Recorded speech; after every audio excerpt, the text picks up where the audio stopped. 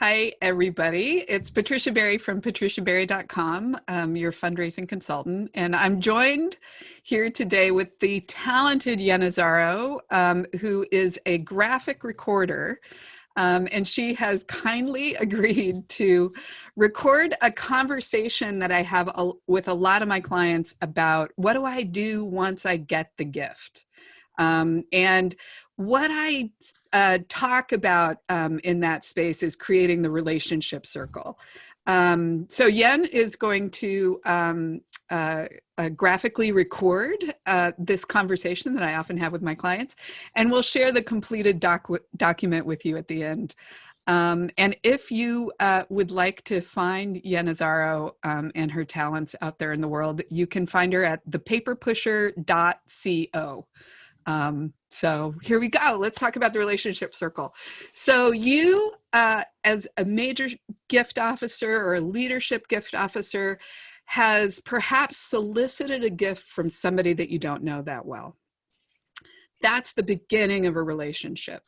A lot of times what I talk about with my clients, because they're always like, oh, they said yes too fast. Maybe I didn't ask for enough money. There's no mistakes in that because we're doing relationship fundraising. This is just the beginning of a journey with that donor. So it doesn't matter whether you think you asked for too much or too little or not the right time.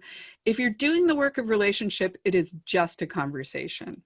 And so you can think about this in some sort of systems-oriented way, and just recognize that everything is this is a generalization, but you may have a donor that doesn't fall within all of these exact timelines. But this is just going to be a conversation about a good rule of thumb, how you can think about how to deepen those relationships.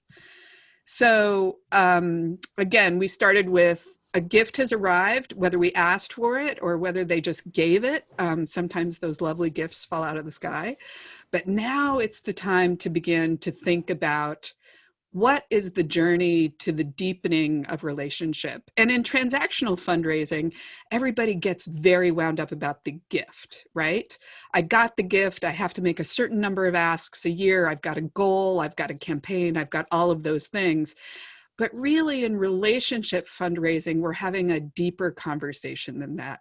And it's a conversation based on how we are meeting each other at our missions, right?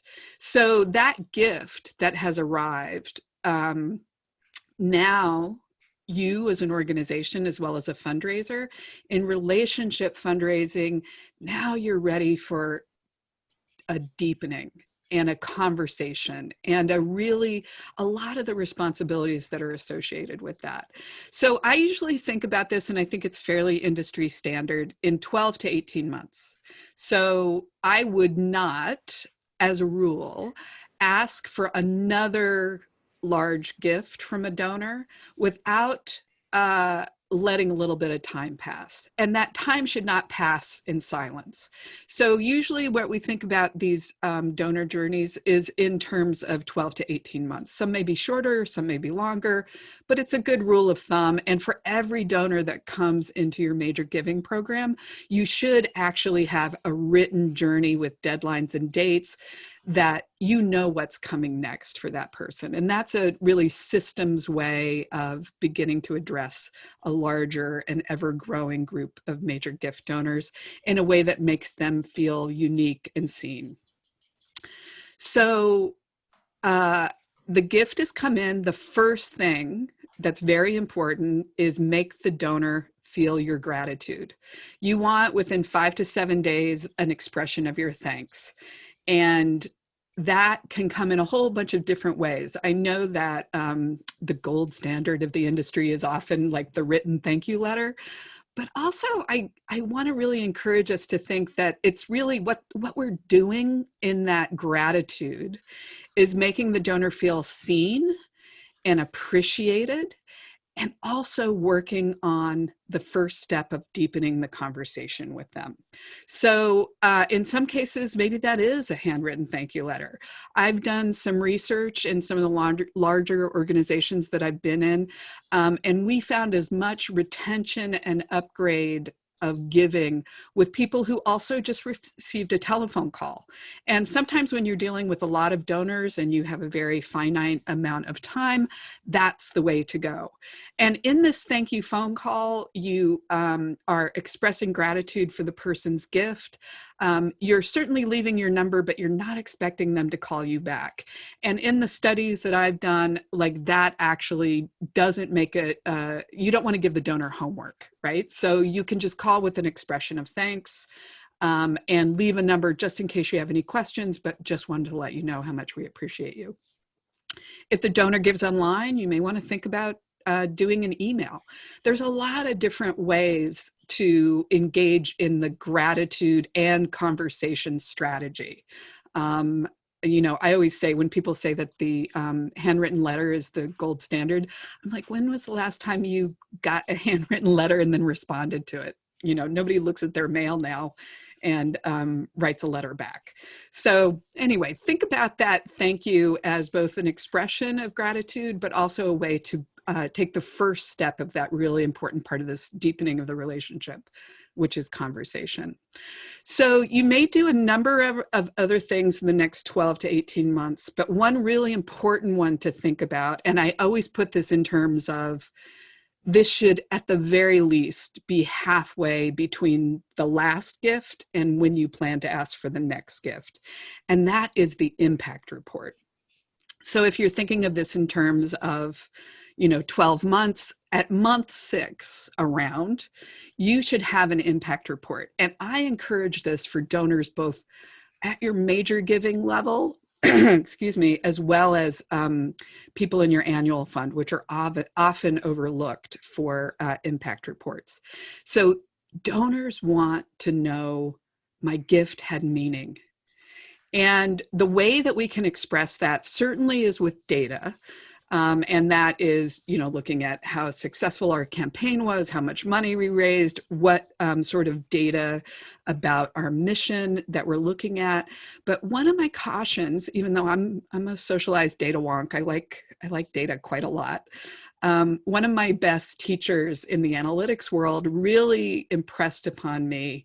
He said, the data is actually just a way to tell the story. So I always made sure in my impact reports, if I was really going for the data, I made sure to pick out a data point. And that data point was a person or a real story about the work that you're doing and the impact of this giving on that work. So data is really just a vehicle to tell a story. If not, it's just numbers, and it's not going to engage in that deepening of relationship. So the impact report, really important on that journey to the next gift ask. Another thing that you can start to think about, and this can happen anywhere within your 12 months, but I think it's also, it's really nice to think about it about 3 to 4 months before you're going to ask again. Make sure that you've reached out to this individual if you haven't done it already, and open up a conversation. Right? This is how you make that line of relationship a little less thin, that you make it a little thicker and a little deeper. What we're seeing from the new philanthropists, the new millionaires, the new billionaires, they don't want to start their own nonprofit, but they have a mission. They have something that is important to them that they want to solve. And your job in relationship fundraising is to figure out where your two missions meet and to work on ways that when you ask for a gift from this donor, you're having a conversation with them about how you both can accomplish what you want in the world together. So this is a curious conversation. And I know in the COVID day and age, things are changing, right? So the gold standard of our industry was always like, I want to sit down and have coffee with you. I'm going to travel to wherever you are. We'll have lunch. We'll do that. I don't know that that's necessarily the gold standard anymore. I think that it can as easily be a telephone conversation or some other way to really find out through this very curious way, why did you give to us? what about the work that we're doing really inspired you? And then figuring out in your mission what you may want to invite them to come help you accomplish. And this is really important when you're doing relationship fundraising, is that it's not a gift at any cost.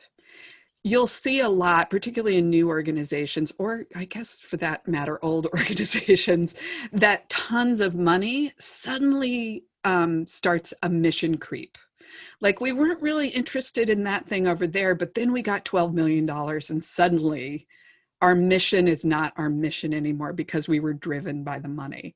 So that curious conversation is really as much you interviewing, are you the right donor for me, as well as determining what the next gift ask is for them.